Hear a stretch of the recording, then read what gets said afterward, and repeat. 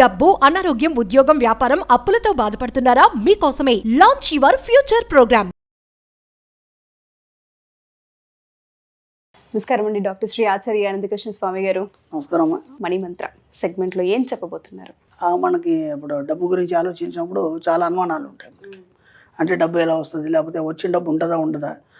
ఇప్పుడు సపోజ్ మీరు రోడ్డు మీద వెళ్తున్నారు, అనుకోకుండా ఒక 1000 రూపాయలు దొరికినాయి అనుకోండి. మీకు దొరకగానే ఏమంటే మీకు అది తీసుకోవాలని ఒక ఫీలింగ్ ఉంటుంది. తీసుకున్నప్పుడు ఎవరైనా చూస్తున్నారేమో ఒక ఫీలింగ్ ఉంటుంది. ఖచ్చితంగా ఉంటుంది. అవునా కదా. ఒకవేళ తీసుకున్న తర్వాత ఎవరైనా చూస్తే మళ్ళీ వాళ్ళు ఏమంటారు అనే ఒక ఫీలింగ్ ఉంటుంది. దాంతోపాటు ఏంటంటే అనుకోకుండా ఆకస్మిక ధనప్రాప్తి వస్తుంది కొందరికి, తెలిసిన వాళ్ళు కానీ లేకపోతే గిఫ్ట్ ఇవ్వడం కానీ. ఒక వ్యక్తి ఏం చేస్తాడంటే నేను ఎప్పటి నుంచో గోల్డ్ కొనాలని అనుకుంటున్నాడు. ఎంతో కొంత కొనాలి, మన సబ్జెక్ట్లో కొనాలి కదా. కాబట్టి మన వీడియో చూసి కొనాలనుకుంటే కొనడం కావట్లేదు అసలు. ఈసారి ఖచ్చితంగా కొందాం అనుకున్నాడు, డబ్బులు రాలేదు. ఆయన మనసు లోపల అదొక భావన అలాగే ఉండిపోయింది. అయ్యో ఏదో మిస్ అయిపోయాను, ఎందుకు కొనలేకపోయాను, ఎందుకు రాలేదు డబ్బులు, ఖచ్చితంగా కొనాలి, ఈ 3-4 రోజుల్లో కొందాం అనుకున్నాడు. అనుకోకుండా వాళ్ళ ఆఫీస్కి వెళ్ళాడు. వెళ్ళగానే ఆ మంత్ సంబంధించిన టార్గెట్స్ అన్నీ తీసినప్పుడు ఈయనది ఎక్కువ అయిపోయింది. ఆయనకు తెలియకుండా యాక్చువల్గా క్యాష్ ఇవ్వాలి, వాళ్ళు గోల్డ్ ఇచ్చారు. ఏం జరుగుతుందంటే చేతన సుప్త చేతనాత్మక మనసు మధ్య జరిగే ఘర్షణలో ఎన్నో మాయాలు జరుగుతాయి మనకి. ఒకసారి అది అయినట్టుగానే అనిపిస్తుంది, ఒక్కోసారి కానట్టుగా అనిపిస్తుంది, ఒకసారి ఏం కానందానికి సడన్గా అది ఎలాగో అయిపోతుంది.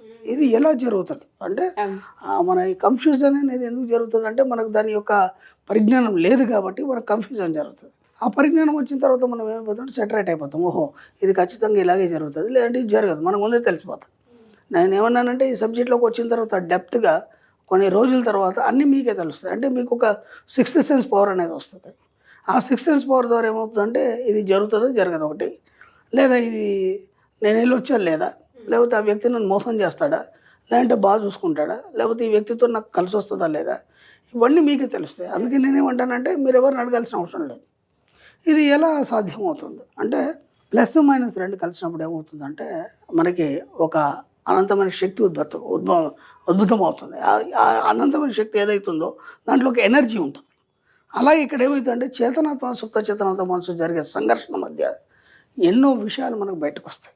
ఇది ఎప్పుడు అవుతుంది, మీరు ఎప్పుడైతే అంతర్లీనంగా ఆలోచించి దాన్ని పట్టుకొని కూర్చుంటారో, అంటే దాన్ని ఏమంటారంటే అంతర్మథనం. మనకిప్పుడు క్షీరసాగర మథనం అని చెప్పారు. క్షీరసాగర మథనం అంటే రాక్షసులు దేవతలు ఆ కవంచిలికి లోపల నుంచి అమృతాన్ని తీయాలి, ఇదంతా స్టోరీ. మనకు ఒక కథ రూపంలో చెప్తే అర్థమవుతుంది అని చెప్పారు తప్ప యాక్చువల్గా అక్కడ క్షీరసాగర మథనం లేదు, ఏమీ లేదు. మన కథ రూపంలో చెప్తే అర్థమవుతుంది. ఏం తీశారు వాళ్ళు, ముందేం తీశారు, ఆ పనికిరాని వస్తువులన్నీ వచ్చాయి, తర్వాత కొన్ని పనికిరొచ్చిన వస్తువులు వచ్చాయి, తర్వాత కాలకూట విషయం వచ్చింది. అవునా కదా. కాలకూట విషయం అంతా అయిపోయిన తర్వాత చివరిలో అమృతం వచ్చింది.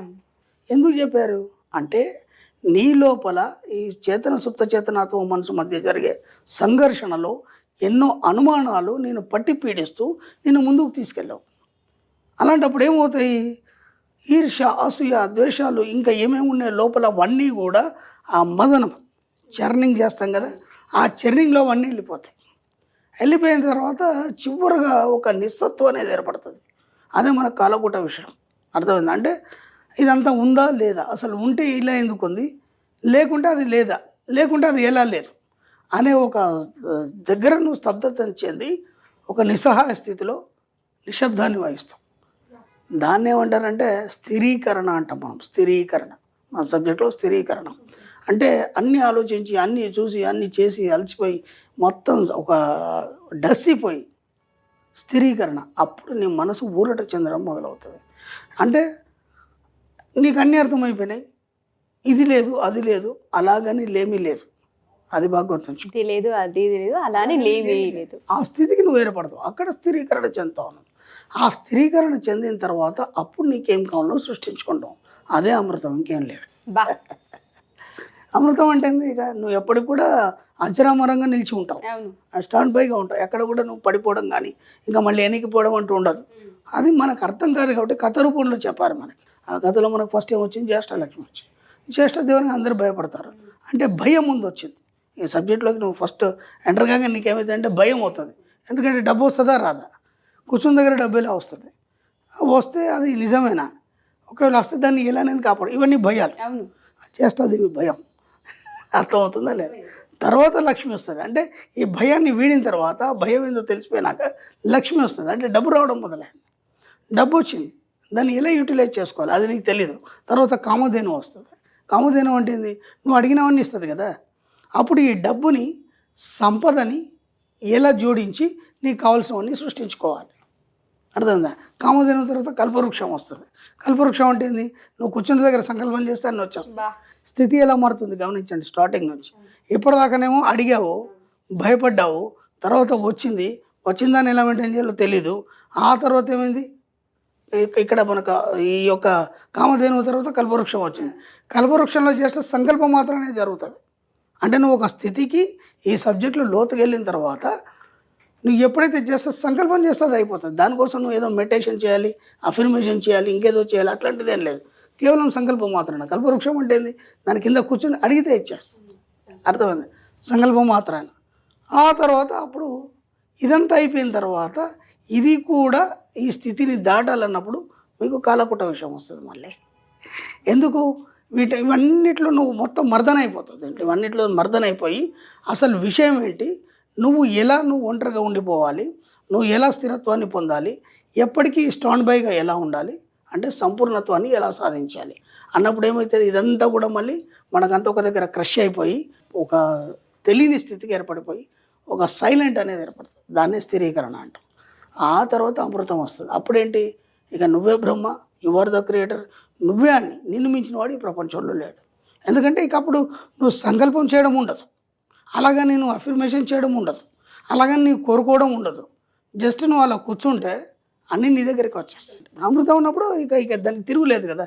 అది ఫైనల్ స్టేజ్ అయిపోయింది. అమృతాన్ని ఎవడైతే స్వీకరిస్తాడో ఎప్పుడు నిత్య యవనంగా ఉంటాడు, ఆరోగ్యం గురించి ఆలోచించే అవసరం లేదు, సంపద అవన్నీ కూడా వాడుతూనే ఉంటాయి. ఎవరి దగ్గర ఉంటుంది? అమృతం తాగిన వాడితే నీకు సంపద అవన్నీ ఉంటాయి. వీడు మళ్ళీ సంపద గురించి సపరేట్గా ఆలోచించే అవసరం లేదు. కాబట్టి ఏమవుతుందంటే మన మనసు చేతనం సుప్త చేతనం మధ్య ఘర్షణ ఏదైతుందో మనకి ఇవన్నిటి కల్పించి వాటన్నిటి బయటికి తోసి ఒక మాయ చేసి మీకు స్థిరీకరణ ఇచ్చేసి సంపూర్ణత్వాన్ని ఇస్తుంది. అది క్షీరసాగర మదనం. అంతే, అంతకంటే ఎక్కువ లేదు. కథ రూపంలో చెప్తే మనకు అర్థమవుతుంది కాబట్టి చెప్తారు. అది మీరే, ఇది మీరే. 1 word లో క్లియర్ చేసేసారు. భయాలు వస్తాయి ఖచ్చితంగా, వస్తాయి కదా, మనం ఫేస్ చేయాలి. నేను స్టార్టింగ్లో చేసినప్పుడు కూడా నన్ను ఎందరో భయపెట్టారు కదా, ఎలా వస్తుందిరా బోరెడు మాట్లాడుతూ అన్నారు. అప్పుడు వీడియోలు చెప్పినప్పుడు ఎన్నో కామెంట్స్ వచ్చినాయి, ఎంతోమంది అన్నారు. భయపడిపోతే అది కాదు కదా, సత్యం ఎప్పుడు సత్యమే కదా. అది వస్తుందని నమ్మకం ఉంది కాబట్టి, అమృతాన్ని మనం పొందుతామనే నమ్మకం ఉంది కాబట్టి ఇక్కడ దాకా వచ్చింది సబ్జెక్ట్. ఈ సబ్జెక్ట్ అమృతం కదా, జెన్యూన్ కదా.